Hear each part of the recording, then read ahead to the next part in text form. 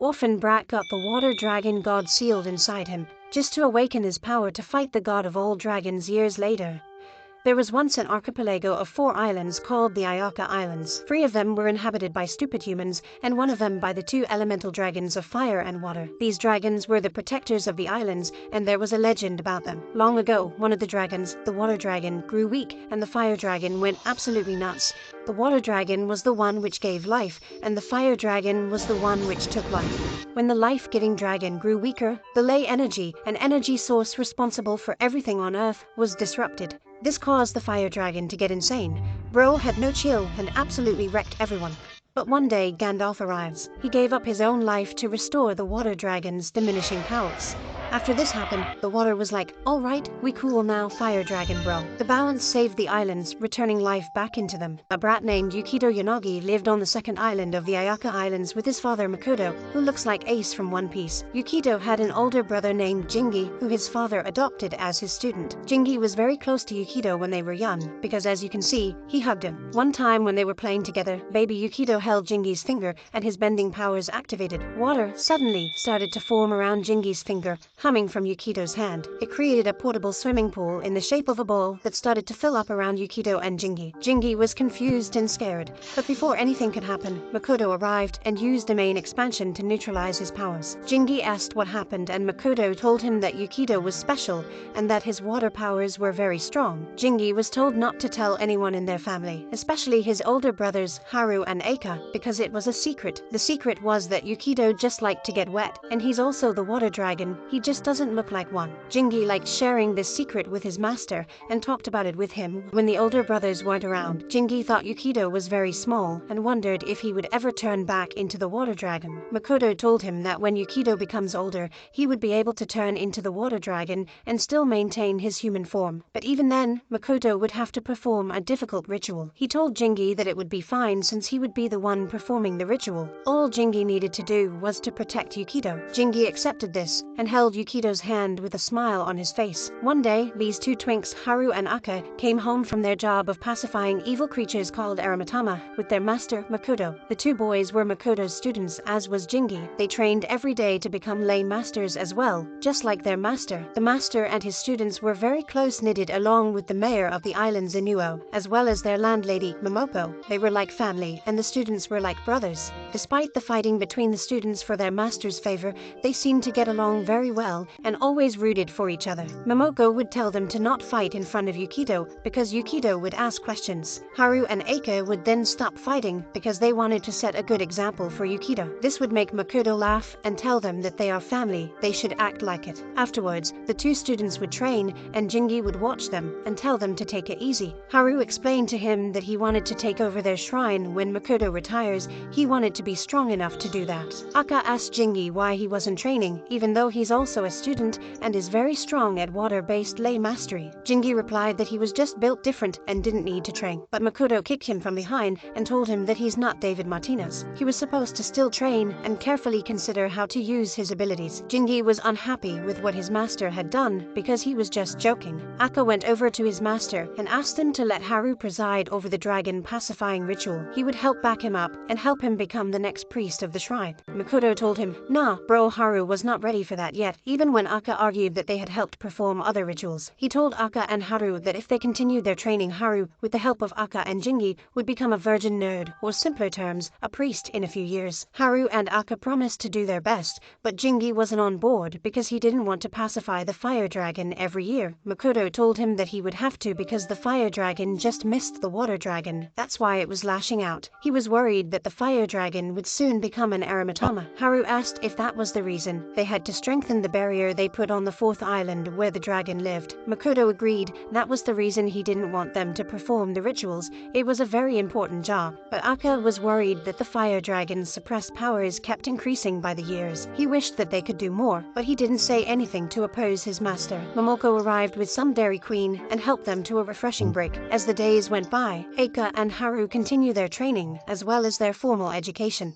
Momoko stayed at home with Yukito and cooked whatever the hell we're looking at. The brothers and their master had fun together, going on multiple quests to pacify Aramitama between the islands. Seasons came and went, and the unconventional family enjoyed every last one of them. One day, an earthquake started playing dubstep in the islands non-stop because of the fire dragon on the fourth island. Makoto decided to get the job done, while his students kept everyone safe back at home. Makoto hoped that he would come back home as soon as possible. He first went to get a weapon which would help him pacify the dragon properly.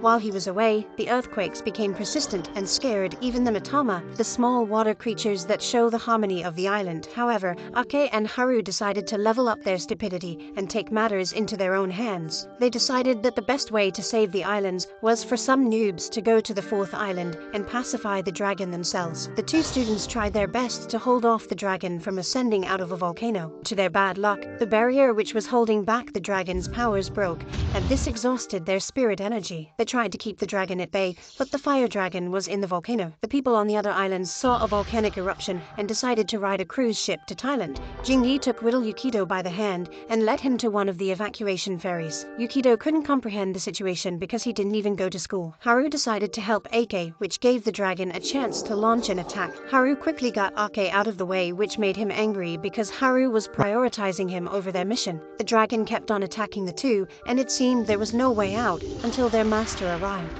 He told the kids to leave it up to him and get out. Eiko wanted to help, but Haru got him out of there, which frustrated him even more. He didn't want to leave his master at the mercy of the fire dragon. Makoto realized how dire the situation was, and knew people's lives depended on it. His fight with the dragon looked like a volcanic eruption, and everyone was running for their lives. And just like Ace, Makoto died, and Aka and Haru found him at the end of the volcano. On the day that Makoto was laid to rest, Anu discussed his will with Momoko. In his will, Makoto had instructed them to take Yukito to the mainland to live there and cut ties with him until the age of 15. The two of them couldn't understand Makoto's decision and didn't want to leave the poor boy alone after his father's tragedy. However, Jingi asked them to trust his master and do as Makoto wanted. The two were left with no other choice but to follow his will, because they also trusted his judgment. Jingi didn't understand his master's reasons as well, but he knew it was because Yukito was the sleeping water dragon. He wondered what would happen to Yukito if he grew older in the mainland all by himself. At some point, Yukito would need the special ritual that Makoto wanted to perform to turn him into the water dragon. Now that Makoto was no more, the one to do would be Jingi. Jingi saw this as his responsibility because his older brothers didn't know about it. He looked for ritual and found it. He studied everything that Makoto had left behind about it. He wrote the process from the time he turned the water dragon and turned it into Yukito. He then wrote how he was going to sacrifice his life like the legendary hermit to turn Yukito into the water dragon. He thought it would be impossible to even do what Makoto wrote in his notes, but Jingi chose to trust his master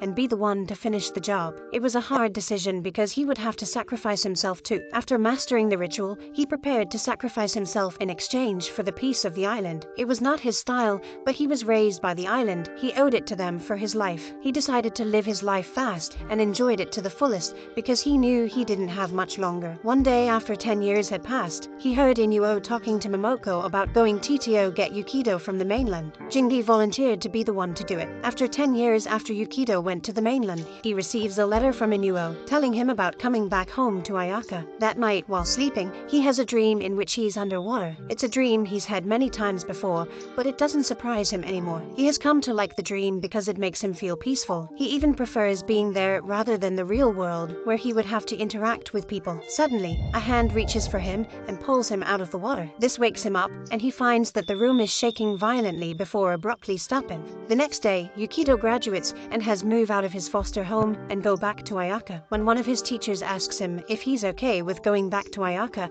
he tells her that it doesn't make any difference in his life. Even though he lived his whole life in foster homes, his life was not hard and people treated him fine. However, he still blames himself for his loneliness because he's a lonely nerd otaku and all anime protagonists are like that. As he's walking, he sees some students watching an older Jingi downing some beers is at the school's entrance. When Jingi spots him coming, he breathes in front of him, but Yukito doesn't seem to know who he is because he's wearing glasses. This leaves Jingi confused because he's sure that it's him. Yukito tries to ignore him and walk away, but Jingi doesn't give up. He follows him out of the school, which becomes annoying. Jingi then gets an idea and pushes Yukito off a bridge, sending him into the shadow realm. Yukito is shocked and confused because he doesn't know how to swim. He panics because his school uniform is too heavy for him to swim. At that moment, his eyes glow as a power overcomes him, and he starts to spin in the water. He becomes worried because he remembers something similar happening when he was young. Jingi sees this and confirms that he is Yukito. He casts a spell which stops him from spinning while ascending to the surface. Yukito is surprised by the outcome, but Jingi casts another spell which transports Yukito into his bag and then takes him to Brazil. When Yukito wakes up, he finds himself in the middle of the Pacific Ocean instead. He's confused by his surroundings and demands to know what's going on.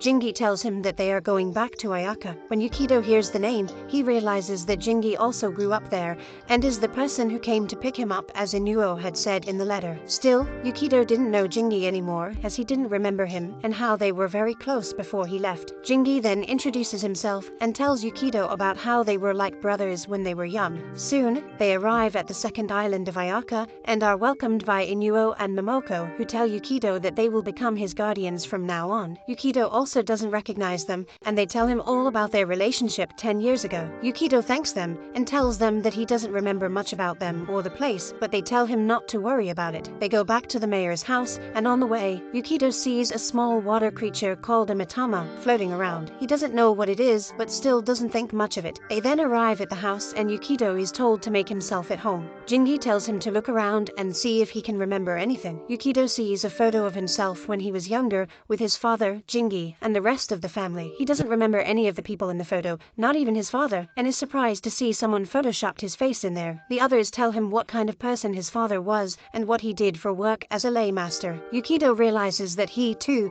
has powers that he can't explain and thinks that he must have taken after his father. Jingi tells him that all he needs to do is to practice how to use the power he has, and he'll understand it. When Yukito asks about his mother, he's told that they don't know her because his father just showed up with him without any explanation. It's not what Yukito wants to hear, but it's the only thing they know. Inuo apologizes because it must have been hard for Yukito to be alone all these years when he has a home. Yukito then inquires why he was asked to come back anyways, and Inuo confesses that it's what his father wanted. They were the instructions that he left behind, but they don't know the reasons behind it. Inuo apologizes for this and asks to make it up to Yukito by giving him a place to live. Yukito decides to accept this because, even though the situation is confusing, what's done is done. He goes to his room and Jingi follows him there because Jingi is worried about him. He feels like Yukito became a bit cold and closed off, unlike when he was a child. He asks why that is, and Yukito tells him about the time he was in foster care. One day, he went to the river with some kids. One of the kids called him an orphaned monkey, which made him angry. Because of his anger, he unleashed his power, which caused the water in the river to flow up and attack the kid. The kid was tapped in midair, and this strange power scared Yukito. He takes a nap after making the kid dance underwater. It kept happening over and again, which made him stay away from people. This helped keep his emotions in check and stop hurting people. When he's done talking, he sees that Jingi was watching an anime recap,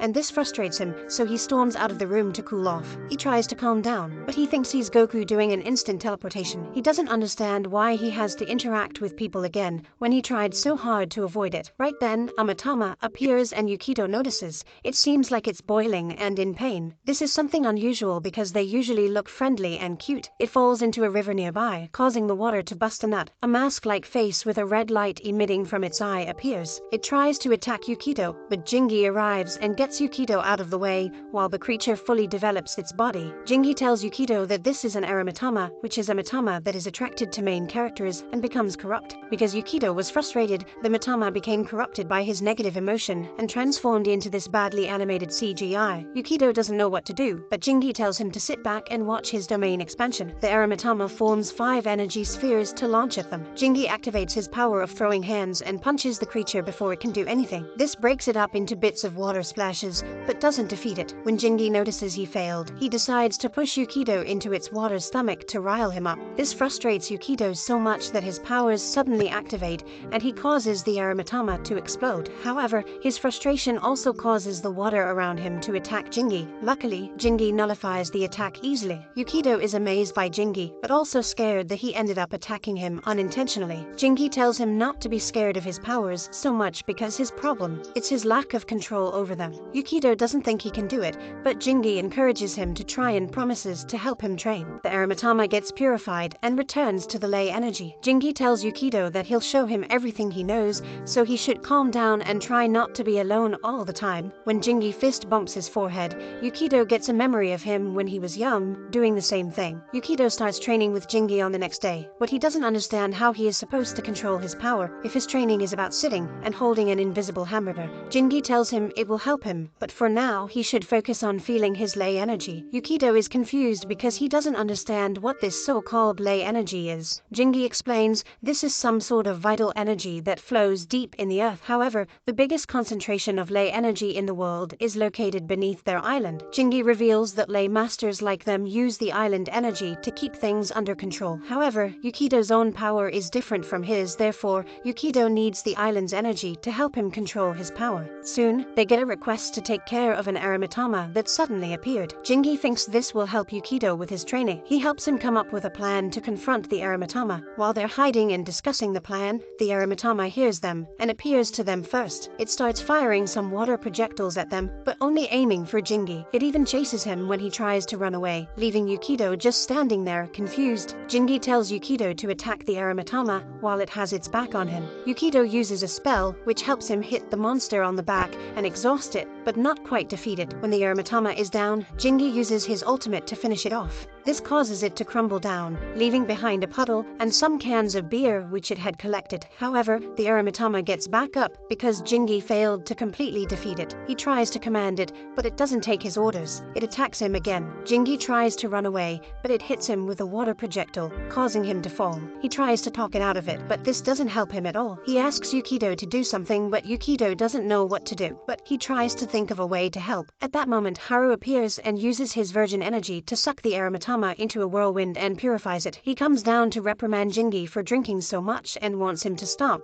but Jingi isn't going to do that anytime soon. He enjoys it. Yukido thanks Haru for helping save their lives. Haru turns to look at him and becomes happy to see him. He lifts him up into the air because he likes little boys now. Yukido is stunned by this action because he doesn't remember Haru. When Jingi tells Haru this and that he's scaring Yukido, he finally puts him down. He introduces himself to Yukido and tells him that he was also training under his father. Haru takes Yukido home so that they can enjoy some dinner with Momoko. The three of them have a meal which was Yukido's favorite when he was a child. For dinner, he loved Momoko's cooking. Yukido wishes to remember that, but he can't. He praises Haru on how he took care of the Aramitama earlier. Haru tells him that ley mastery is about purifying the Aramitama and to keep the harmony of the islands. The Mitama aren't their allies because they don't harm them, but they aren't their enemies either because they don't become corrupt intentionally. They just want to coexist. So the ley master's job is to help that case by all means. Yukido understands. On another day, Jingi takes Yukido to another one of the islands, the first island. It's way more developed because it has musicians, couples sitting on a bench, that train on road, and leftover foods. They travel by train which runs on a railway in the water. Yukido is excited to see this train because he's never seen something so dumb. Jingi tells him that he used to do the same thing when he was young,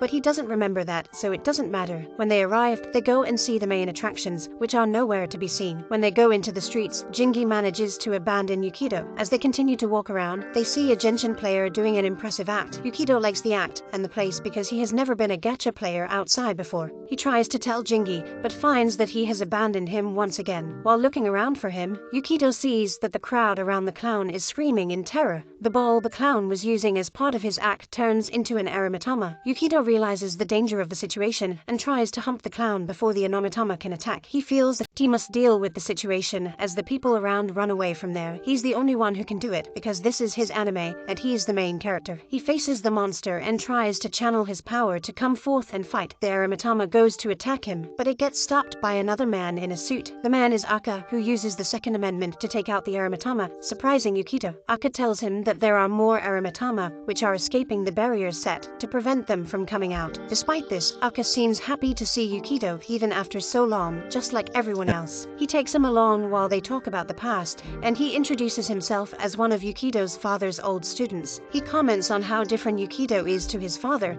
which is what everyone has been saying since he came back. Yukito wonders how a lay master is taking care of the Arimatama by using a pistol. Aka explains it's just like how the forefathers intended. Yukito is surprised that there's a different method to doing the job and wonders how that works. Right then, Aka invites him inside a building in which he has a business, a lounge. When they enter, Jingi greets them from behind the counter. Yukito gets annoyed to see him because he left him in the middle of the street. After Yukito and Aka take a seat, Yukito begins to ask Aka some questions. When he saw Haru Purifui and Arimatama, they seemed happy, which is what the lay masters try to achieve. But when he saw Aka do, it seemed rough and aggressive. Aka reveals that he didn't pacify the Arimatama, he exterminated it instead. He explains that the purifying process helps the Arimatama go back to being part of the energy again. However, he doesn't do that because he's edgy and cool, so he completely gets rid of them because they harm people. Tourists don't know about the things that happen in the islands. The Arimatama take advantage of that and hurt them, which angers him so much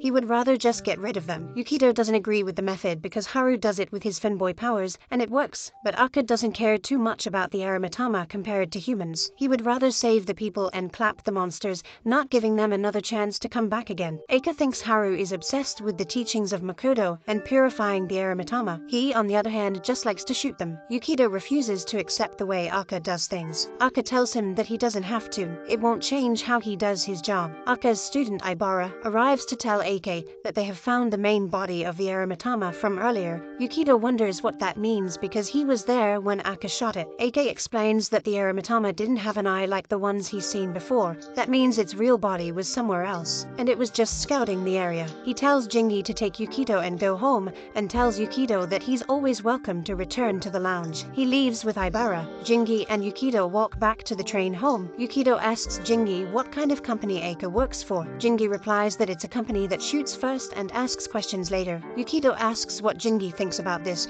especially their methods of dealing with these incidents. Jingi thinks they are doing a good job, but that's not what Yukito wants to hear. Jingi explains that because of the increase in tourism to the islands, many Arimatama have been appearing due to the energy the tourists bring from outside. Despite it not being their intention, they disrupt the harmonious energy of the islands. They end up getting hurt by the Arimatama, and Aka acts accordingly. As much as one would want to do the right thing every time, the Arimatama and Matama can't be measured by human standards. Sometimes you get hurt trying to deal with them, and they won't sympathize with you like a human being would. Yukito asks what Haru thinks about Aka's methods. Jingi replies that he doesn't think very highly of them, but warns him not to mention either of them to the other because of their history. Yukito wonders why, because he thought they were both his father's students and that they were brothers. Jingi doesn't tell him anything further. He leaves him behind because he forgot his allowance at Aka's place. He tells him to head home first while he runs back to Aka's. Yukito leaves because he's been abandoned by Jingi before.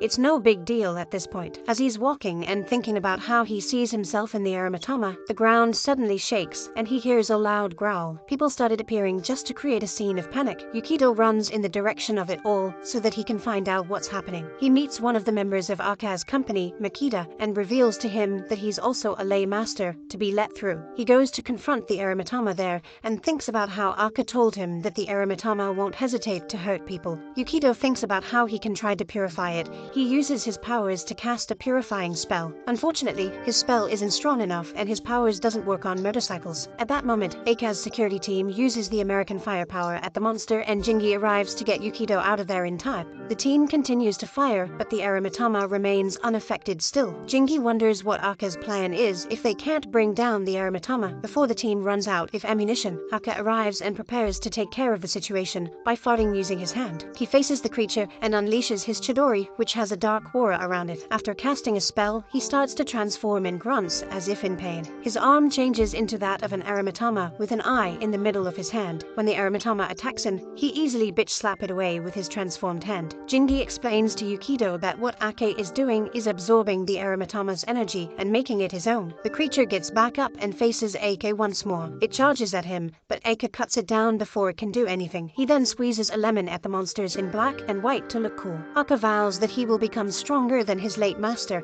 and stronger than the dragon. He takes the eye he has cut from the Arimatama and squeezes its juices into his mouth, consuming it. This reverses his transformation and makes him calmer. Yukito doesn't know what to make of this sight, and Jingi doesn't know what to tell him either. Later, while tailing Ake, Yukito realizes the pain that he is in due to the earlier fight. The next day, Jingi takes Yukito to the third island, which is where Haru and his students live and train. The island is more calmer and less developed, only having forests and shrines. Jingi doesn't like it. There's no Wi-Fi or girls on the island. He only visits when there are festivals, and now he only came because Yukito begged him to. Yukito was hoping to meet Haru and maybe become friends with his students. The two get welcomed by the students Chatero and Yako, who Jingi doesn't like very much. They also don't really like him because of his character. They lead him and Yukito up to a shrine which is dedicated to the dragons in the fourth island. When Yukito questions further, they tell him where the dragons live and show him the island which is visible from there. Because the dragons went on a rampage a long time ago,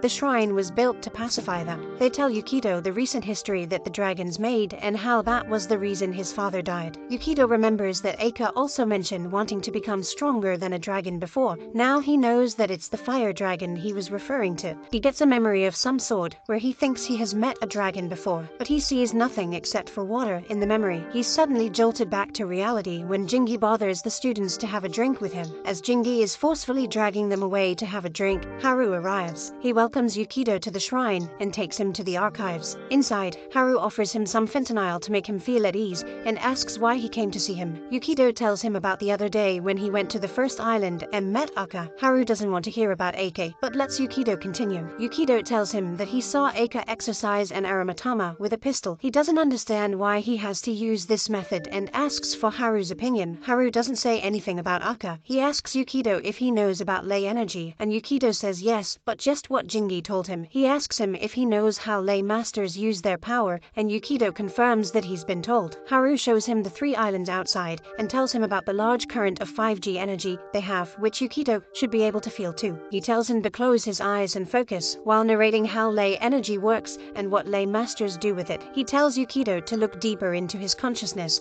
and find the mainstream of this energy, which is where the ley masters draw their power from. As Yukito is doing that, Haru stops him before he can go any deeper. This experience excites Yukito, but Haru tells him that he should be careful when he's doing this because it can be dangerous. A Matama appears to them and Haru teaches Yukito that the Matama are made from the same ley energy and are harmless but can turn into Aramatama if the place becomes tainted. He reiterates that the jobs of ley masters is to purify these creatures and return them to the mainstream. Yukito replies by telling him that AK ate an eye of the Aramatama he exercised to become stronger, but Haru knows all about it. He tells Yukito that Ake is also tainting himself in that way. He's becoming an Aramatama as well. Yukito wonders why Ake is doing this awful thing just for power. As the days go by, Jingi continues to train Yukito on how to control his powers. Yukito seems to know how to draw the energy, but not to control it. During his training, he tries acting like he's Gojo and falls down. It's just an earthquake which shakes the 4 islands. Jingi tells him that he shouldn't be scared by a mere earthquake and lose focus like that. He needs to train more. The next day, another earthquake happens which prompts Jingi to invite Yukito to his late master's grave. When they get to the grave, Jingi sits down and drinks some of the alcohol. Yukito doesn't understand why they have to pay respects to his father just because the earth quaked. Right then, 3 elders arrive to pay their respects as well. They reveal that because of the earthquakes the previous day and in the morning, the fire dragon must be in a bad mood. They ask Jingi to pay their respect to Makoto so that he can protect the islands. They all exchange a little banter here and there until Yukito asks what his father did to protect the islands 10 years ago. The elders ask Jingi to tell him everything. Jingi starts by pointing out the 2 dragons that live in the 4th island and goes on about their history and what happened 10 years ago. Because of the fire dragon going on a rampage, the islands almost sank to the ocean, but they didn't because Makoto sat on the ground for 10 years in exchange for his life. They all continue to chat and Yukito pays respects to his late father, who he still doesn't remember. A second later, they spot Ibara leaving the area and Jingi invites her for a drink, but she ignores them. Jingi takes Yukito to pay respects at her parents' graves. Yukito sees Ibara's keys that she accidentally dropped there and asks Jingi to accompany him to the first island to return them. Yukito apologizes for dragging Jingi to the first island. He doesn't hope to get along with Eika's student, but he knows she'll need her keys. Jingi doesn't think it's a big deal since he likes the first island. They arrive at Aka's place and find him about to leave. They tell him why they are there, and he tells them to speak to Makita. Before leaving, he tells Yukito to be careful on his way home, because things may get rough. Yukito wonders what Eika means but doesn't get an answer. The two then sit down and speak with Makita. Aka. Yukito apologizes for the way they behaved at the cemetery because it might have upset Ibara. Makita tells him not to worry about it because people in Ayaka do laugh and have fun at the cemetery as a way to pay respects. Although, that depends mostly on how the person died, which might make others feel sad like Ibara. Yukito asks how Ibara's parents died and Makito tells him the story. A few years back, a fire aromatama appeared and attacked her house, burning it to the ground. Aka intervened, but it was too late for Ibara's parents. He explains that it was a canon event, but some people find it hard to accept and take out their anger on the aromatama by exterminating them. Jingi complains that the talk has gone too dark and Makima apologizes. Yukito asks Makima to give Ibara her keys, but Makita thinks that Yukito should do it himself. He calls Ibara to come out and meet with Yukito. The two are both a little shy at first, but Yukito ends up giving the keys back, and Ibara thanks him. Before they can chat any further, the ground shakes again. Makita thinks that it's another earthquake, but Jingi corrects him, saying that it is a fire aromatama. This prompts Ibara to rush out of there. Makita tells Jingi and Yukito, who are confused, that Ibara acts recklessly whenever there is a fire aromatama around. Jingi decides that he and Yukito should go and stop her, while Makita informs Aka. While Ake is talking to Inuo about the recent aromatama incident and how they need to prepare for evacuation soon, he receives a call, informing him about the appearance of the fire aromatama. Jingi and Yukito run towards the explosions that are being caused by the aromatama. On their way, they encounter a woman who is smoking crack while vaping. Jingi helps her and tells Yukito to continue tailing Ibara. Ibara makes it to the aromatama, which is attacking two civilians. She defends them and prepares to take on the creature on her own. Memories of her father's death flood her mind, making her vow to not run away anymore. She charges the creature and tries to attack it, but it easily stops her. It launches a fire attack at her, but Yukito arrives in time to block it, making Ibara remember how Aka defended her the same way. The aromatama doesn't stop blasting them with fire, but Yukito keeps up the barrier he's created with water. He uses a spell to attack the monster, and although it's effective, it's not enough to take it down. Yukito asks Ibara to run away as Chapero and Yako come to them. The aromatama blasts them with another fire attack that gets blocked by Yukito's shield, but only slightly. Yukito tells the others to run away because the aromatama is too powerful for them to handle. Ibara refuses to do that because if they run away, the aromatama will chase them. This could bring harm to the people in the island if they ever get caught in the fight. She tells them that she can handle it on her own and goes to face it alone. She manages to land a strike on the creature using her power of lightning and asks Yukito to help back her. Yukito creates a bigger barrier to wash the aromatama in water and extinguish its fire. It works initially, but the creature is still standing now. They have to do it again. Yukito is worried that they won't win against it, but they're lay masters. It's their job to do this. He asks Chatero and Yako to help as well, and all of them bombard the creature with attack after another. However, this is still not enough to take the aromatama down. The group has to do it again and again, using wind, water, and lightning to overwhelm it until they manage to successfully purify it. They celebrate their win, but that's short-lived when 3 fire rocks approach from the 4th island and fall next to them. The rocks quickly turn into aromatama, which immediately attack them with fire. Luckily, Yukito acts fast and forms a water barrier around him and the others to protect themselves. He becomes exhausted almost immediately, though, and the barrier comes undone. Ibara devises that she acts as a decoy while the others run because there's no other way. But before they can run, one aromatama creates a fire barrier around them, blocking any way of escape and forcing them to fight. Yukito knows that the aromatama are too strong, but he wants to protect everyone and promises to not let them die. His eyes glow as his power surges, but they stop when Haru appears and takes care of the aromatama currently attacking them. Eika also appears and takes care of another one, and the two of them take care of the third one together, yet not completely getting rid of it. While they check on their students, the third aromatama gets back up, which makes Eika a bit happy. He goes to take the eye of the aromatama that he shot to try and consume it, but Haru purifies it immediately. This angers Aka, and Haru asks him what Makoto would think if he saw him using black magic. Eika is sick of this question because Makoto died as a result of their weakness. He wants to avenge him and doesn't want Haru to stand in his way. As they argue, the third aromatama prepares to launch an attack at them. Before it can do that though, Haru uses his wind power to destroy some parts of it, and Aka shoots it in the eye. When the eye falls down, Aka runs to grab it, but when Haru sees this, he pushes him out of the way with the wind. This angers Ake because he doesn't want Haru to stand in his way. He channels his black magic, and his arm transforms. He uses it to block all of Haru's attacks. Jingi arrives and purifies the eye, while the other two masters are not looking, risking infuriating Ake more. Jingi explains expresses his disappointment in them because they're fighting in front of their students and Makoto wouldn't approve of this behavior. The two teachers realize their mistake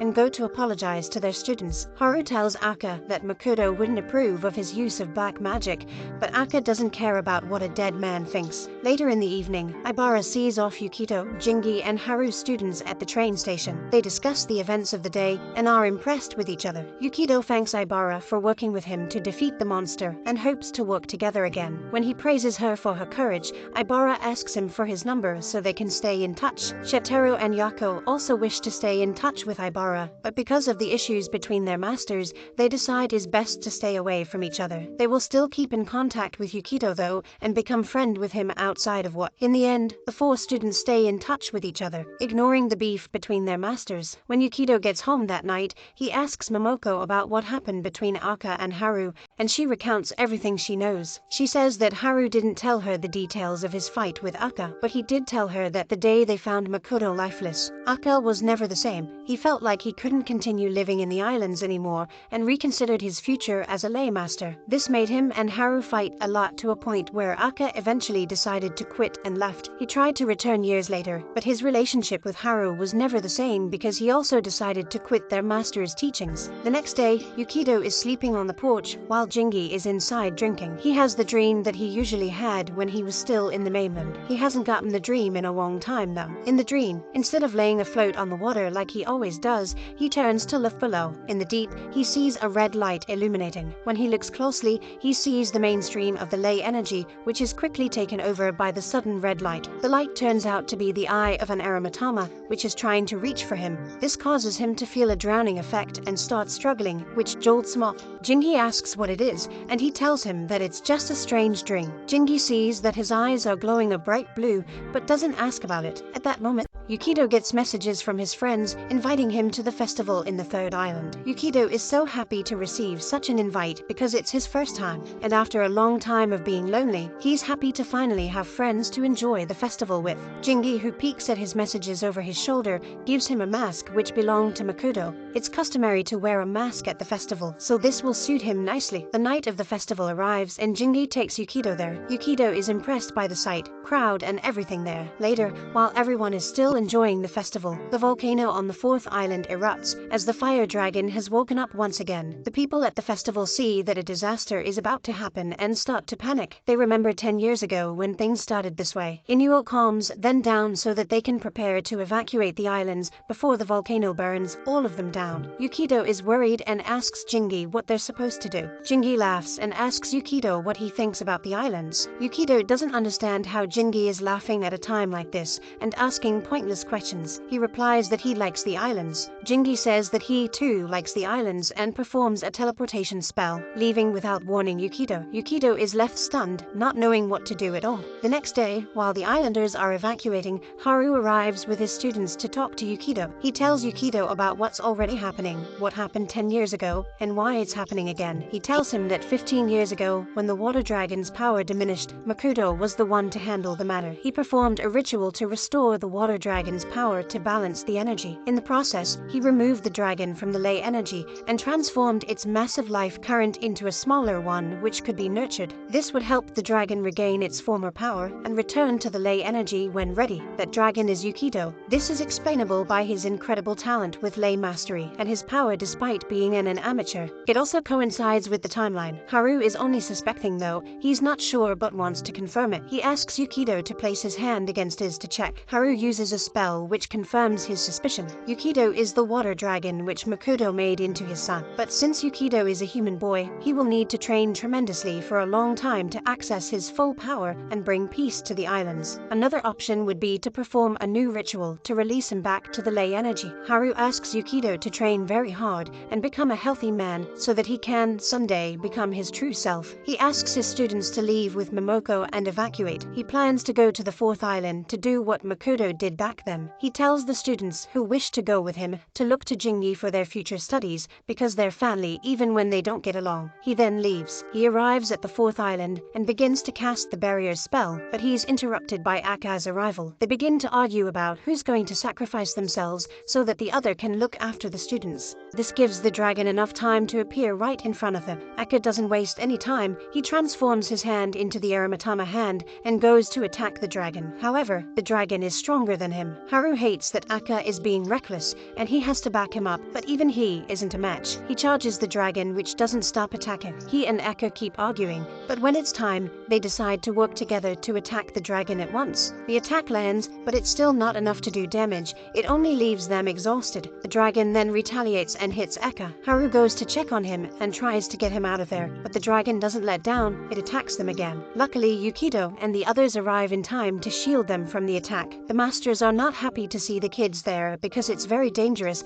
but they let it be and use their health. They all work together and launch attack after attack while blocking the dragons. The job is still far from over as the dragon doesn't seem to weaken. They continue to do their best, but it becomes tiring. Haru uses one of his master's spells to chain the dragon and push it down into the volcano. The dragon manages to break the chains off and gets out again. Akka decides to use his black magic to transform into an Aramatama and, with the help of Haru, attacks the dragon, Aramatama to Aramatama. Unfortunately, the dragon is still too strong and it doesn't get affected. When the battles start to overwhelm the group, Jingi arrives to help out the situation. It is time for him to perform the ritual he has prepared for his whole life. Yukido asks Jingi where he has been and Jingi replies that he was still trying to get his mind resolved. He asks Yukido if he wants his water dragon powers back and Yukido admits. Jingi admits that he wants to protect his island and its people. He reveals that he knows the spell to perform the ritual needed to help Yukido return to his dragon form. Now it is the time for him to do what he's been waiting to do. When the fire dragon starts moving again, Jingi announces to everyone that he will be doing his last feat as a lay master. This is because the ritual will cause his death, but he doesn't say this. He quickly casts a spell to transport himself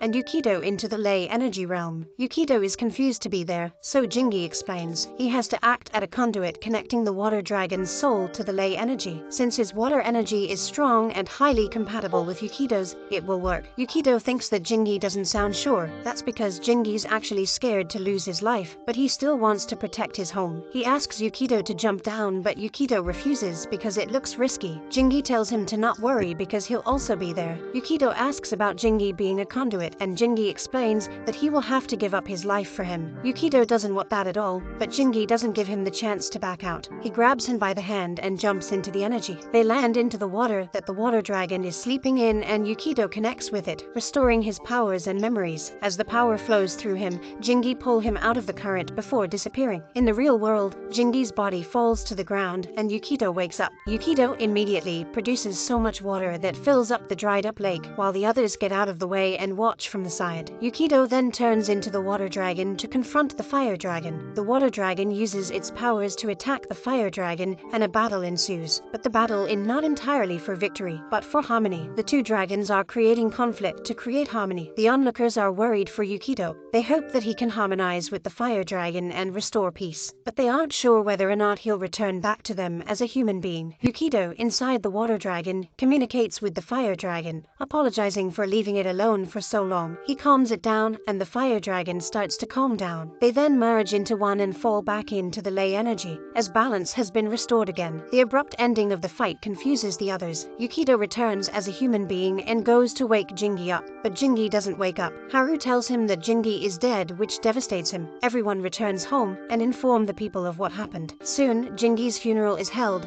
and Yukido is still devastated. He stays in his room and doesn't talk to anyone. His friends are also worried about him, but more than that, they are saddened by Jingi's passing. Jingi was well known for his antics and was memorable to many of the people in the island in a bad way. However, none of them thought he would meet such a fate so soon. Momoko visits Yukido in his room to invite him to see Jingi for the last time. Yukido is still sad and blames himself. If he was strong enough to turn into the water dragon on his own, Jingi wouldn't have had to perform the ritual. Momoko comforts and tells him that Jingi wouldn't have done what he did if there was any other way. Later, Yukido sees a matama that passes through his room to where Jingi's body is laying. He follows it there and finds Inuo keeping watch. Inuo thanks him for helping the island. However, he expresses disappointment that another family member had to pass for it to happen, which is heartbreaking. Yukido doesn't know what else to say because he's not proud of how it all turned out, even though he did help a lot. Inuo steps out of the room, leaving Yukido alone with Jingi. Yukido goes over to talk to Jingi and vents out all his frustration about what he did. He calls him selfish and demands that he wakes up and explain himself. In that moment of rage, Yukito is pulled into the ley energy realm and finds Jingi holding on to a pole for dear life. He asks for help because he's being pulled away to the mainstream and he doesn't want to go. Yukito doesn't know what to do, and Jingi mocks him for calling himself his students but failing to channel his power the right way. This causes Yukito to sarcastically turn away from him, prompting Jingi to apologize profusely. But at that moment he gets pulled down by the current and Yukito is unable to stop him. Yukito then comes back to reality. He gets an idea and tells Momoko to call Haru and the others because he thinks he can still save Jingi. He runs outside and turns into the water dragon on his own. Haru, Ake and their students all feel it. When Yukito turns into the water dragon, they don't know what he's up to but becomes alert. In the air, Yukito imagines the energy realm and decides to go there again by diving into the volcano in the 4th island, breaking the barrier sealing it. He arrives in the ley energy and starts searching for Jingi. There is so much ley energy there that is being pulled by the current into the mainstream. Yukito doesn't think it will be easy to find Jingi's ley energy in time. However, he continues to look around. At that moment, he meets his father and recognizes him this time. They chat for a bit. Makoto explains that for the past 10 years that Yukito was in the mainland, he's been keeping the fire dragon dormant in the ley energy. The reason he wanted Yukito to grow up in the mainland was to develop his image as a human being rather than a dragon. This would ensure that Yukito would be both a human being and a dragon. He would continue to be his son. This wouldn't have happened in the island without him around. Now that Yukito has returned, Makoto leaves the job to keep the fire dragon in check, up to him, and he's hoping for the best. Although Makoto did wish none of the things that happened in the past 10 years hadn't happened, so that they could have stayed together as father and son. Yukito understands his father's reasons, and after that, he asks him to help locate Jingi because he wants to bring him back to life. Makoto leads the way because he knows how to move around there. He's been dead for a decade now. On the way, Makoto teaches his son some things about ley mastery and how to not throw off the energies around him, especially in the ley energy realm. He likes talking to his son, even though it took too long. Yukito is surprised to hear that Makoto still considers him his son. It makes him happy. He also reveals that he casted a spell on Jingi's soul, so he could linger a little longer before passing on to the afterlife. So the two hurry to get him before the spell wears off. While they travel in the ley energy, the remaining masters and their students gather at the dragon's shrine in the 3rd island. Haru performs a calling ritual, which takes some time and calls on unwanted energies as well. Yukito and Makoto finally find Jingi, who is drowning in the energy current that is trying to sweep him away. He keeps pleading for Yukito to hurry up and save him, which Yukito does. Jingi was always hoping that Yukito would save him, even though he didn't believe it. When Yukito tells him how everyone back home is sad, Jingi replies that there was no other way. Makoto reprimands him because there are plenty of other ways. If nothing worked, they should have left the islands to burn down. After talking it out, Yukito asks Makoto if he knows where the island is so he can leave the realm with Jingi. Makoto replies that he did know because of the barrier on the volcano, but since Yukito broke it, he doesn't anymore. Yukito looks around and sees a twinkle far away and decided to head for it. He takes Jingi by the hand and leads him. He thinks the twinkle could be the way out and reaches out for it. Somehow, he grabs it in his hand. It turns out to be Haru's call, which enables them to communicate. The call vanishes as it leads them in the direction they must go. Before they leave, they say their farewell to Makoto, who tells them that he has to keep the Fire Dragon Company in the energy realm, and the two boys leave. Outside, Ake awakens his power to reach inside the water shrine set up for the water dragon. His hand breaks through to the energy realm and grabs Yukito and pulls him. But for a brief moment, Yukito slips from the hold and is transported to another dimension where the fire dragon's energy is. It doesn't want him to leave, but he tells it to wait for him. He'll come back. He explains that he has to live in the island as well because he's a ley master on top of being the water dragon. The fire dragon agrees to wait a little longer and lets him go. Aka grabs him again and pulls him and Jingi out of there. Yukito soon wakes up in the real world and finds that Jingi is no longer holding his hand. Back at home, Jingi wakes up and startles Momoko and Inuo. They know he was dead just a few minutes ago, but now he wants a beer. When Yukito finds that Jingi is alive again, he becomes happy and apologizes.